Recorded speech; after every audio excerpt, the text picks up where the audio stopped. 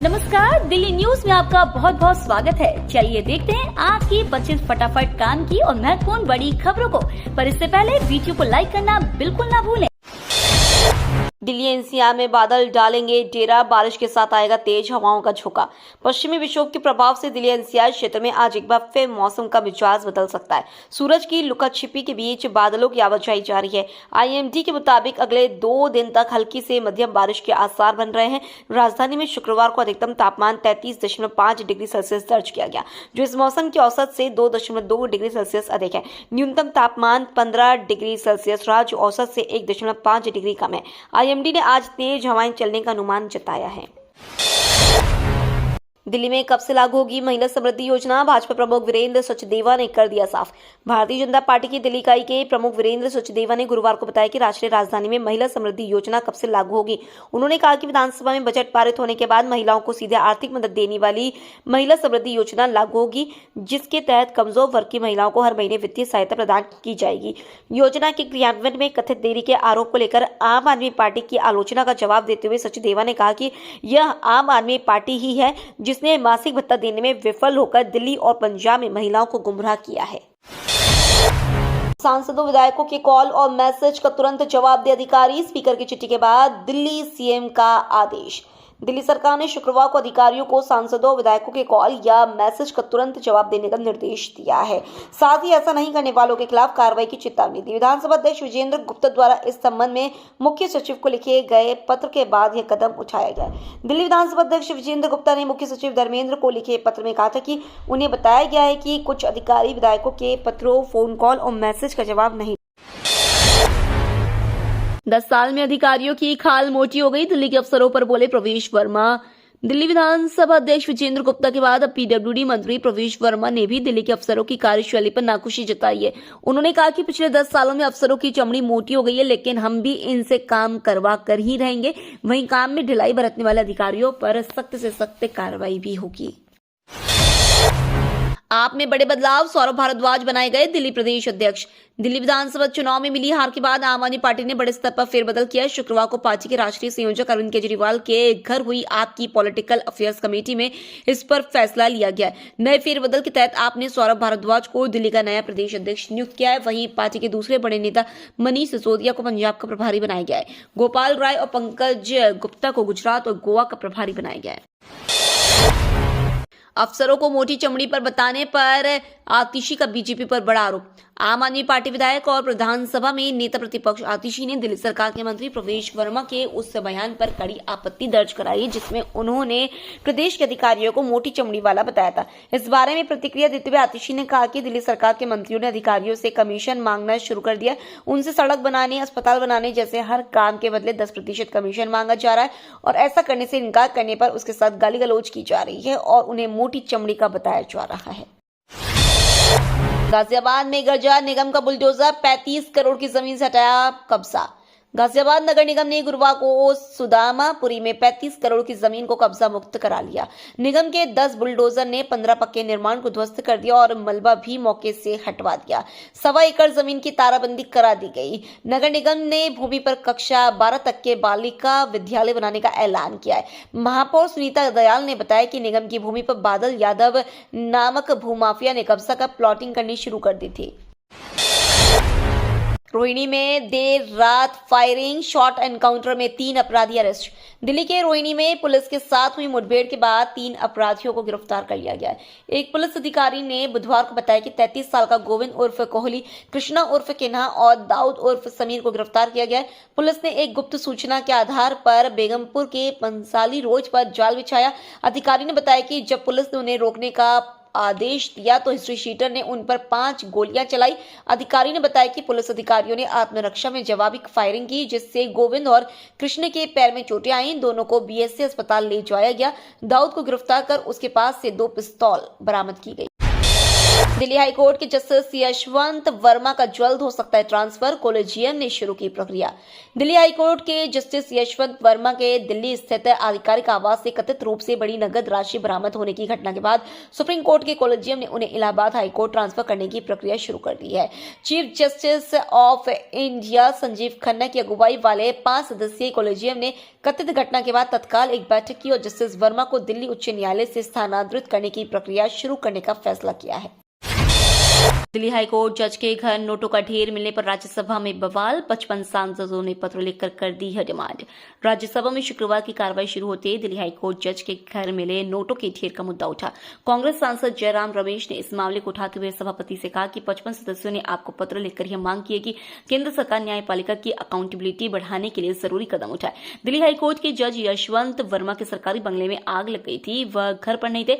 ऐसे में परिवार वालों ने फौरन फायर ब्रिगेड और पुलिस को बुलाया। आग पर काबू पाने के लिए दौरान दमकल कर्मियों को बंगले के अंदर बड़ी मात्रा में नोटों का ढेर दिखा, जिसके बाद यह बात बड़े अधिकारियों तक पहुंची और फिर सुप्रीम कोर्ट तक मामला पहुंच गया। एक्शन में प्रवेश वर्मा, पीडब्ल्यूडी के एक्सईएन को किया सस्पेंड। दिल्ली सरकार के मंत्री प्रवेश वर्मा पूरे एक्शन मोड में हैं। उन्होंने काम में कोताही बरतने के लिए पीडब्ल्यूडी के एक एक्सईएन को सस्पेंड कर दिया है। मंत्री ने सभी अधिकारियों को स्पष्ट निर्देश दिए हैं कि अगर आप लोग अपना काम नहीं करेंगे तो कार्रवाई होगी। हम अपनी राजधानी दिल्ली को ऐसे हाल में नहीं छोड़ सकते। दिल्ली के लोक निर्माण विभाग मंत्री प्रवेश वर्मा ने शुक्रवार को पटपरगंज विधानसभा क्षेत्र का दौरा किया। इस दौरान कामों में खामियां दिखाने पर उन्होंने कार्यकारी अभियंता रामाशीष सिंह को सस्पेंड करने का आदेश दिया। सॉफ्टवेयर इंस्टॉल कराकर हैक कर लेते थे अकाउंट, दिल्ली पुलिस ने गिरोह के 4 लोगों को पकड़ा। दिल्ली पुलिस ने बैंक खातों को हैक करने वाले एक गिरोह का भांडा फोड़कर 4 लोगों को गिरफ्तार किया है। ये लोग ग्राहक सेवा प्रतिनिधि बनकर लोगों के मोबाइल में सॉफ्टवेयर इंस्टॉल कराते थे, फिर उनके बैंक खातों को हैक कर पैसे निकाल लेते थे।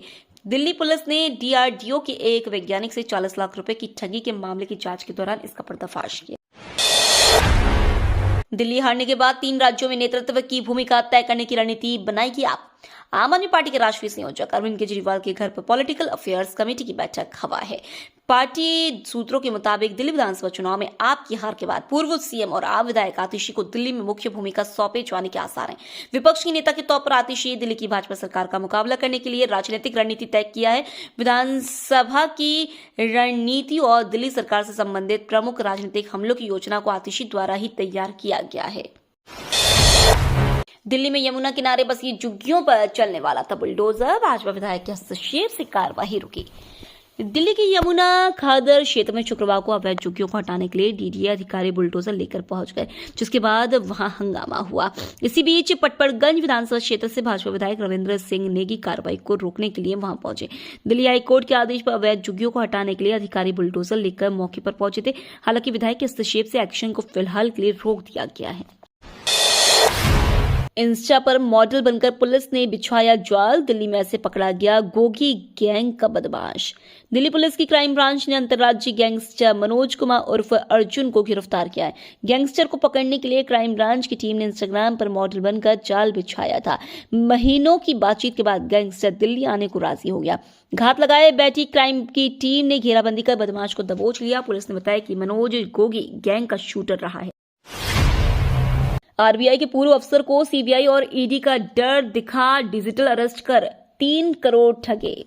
नोएडा में रिजर्व बैंक ऑफ इंडिया के रिटायर्ड अधिकारी और उनकी पत्नी को 15 दिन तक डिजिटल अरेस्ट रख 3 करोड़ रुपए ठगने का मामला सामने आया। जालसाजों ने बुजुर्ग दंपति को सीबीआई का डर दिखाकर झांसे में लिया था। इतना ही नहीं, रकम ऐंठने के बाद आरोप मुक्त करने का फर्जी आदेश भी भेजा। इसमें कहा गया था कि उनके सभी फंड वैध हैं।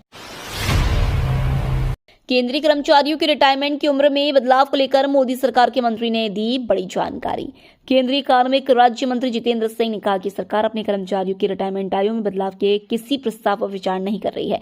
लोकसभा में एक प्रश्न के लिखित उत्तर में सिंह ने यह भी कहा कि कर्मचारियों की सेवानिवृत्ति से पैदा होने वाली रिक्तियों को खत्म करने की सरकार की कोई नीति नहीं है।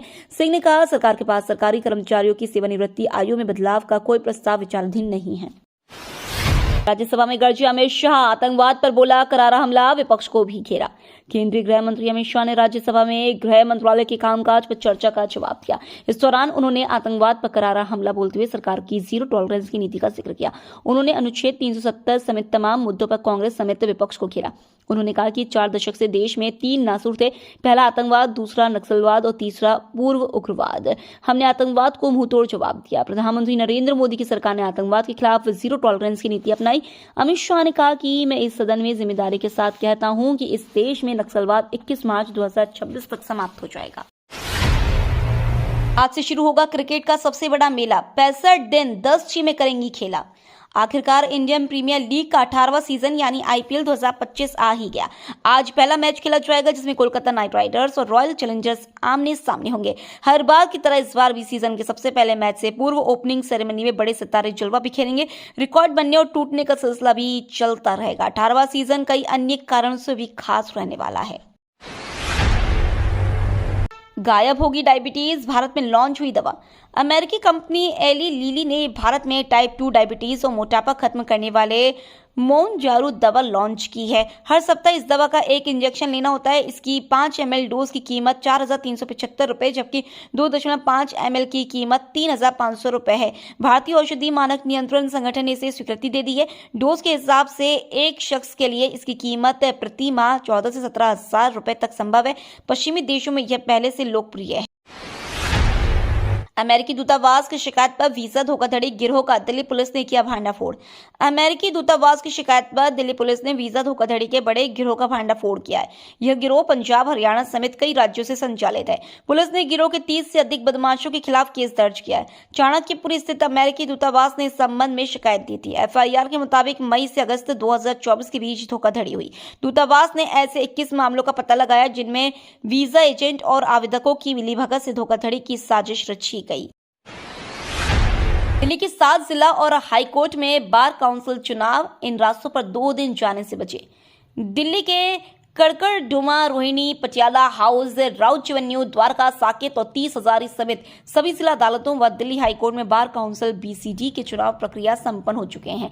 दिल्ली की 7 जिला अदालत और हाईकोर्ट में बार एसोसिएशन के चुनाव के लिए सुबह 9:30 बजे से वोटिंग शुरू हुई, जिसका आज मतगणना होगी। यह पहली बार है कि सभी जिला अदालतों में एक साथ चुनाव आयोजित किए जा रहे हैं। ऐसे में लोगों को किसी तरह की दिक्कत न हो, इसके लिए ट्रैफिक एडवाइजरी जारी की गई है।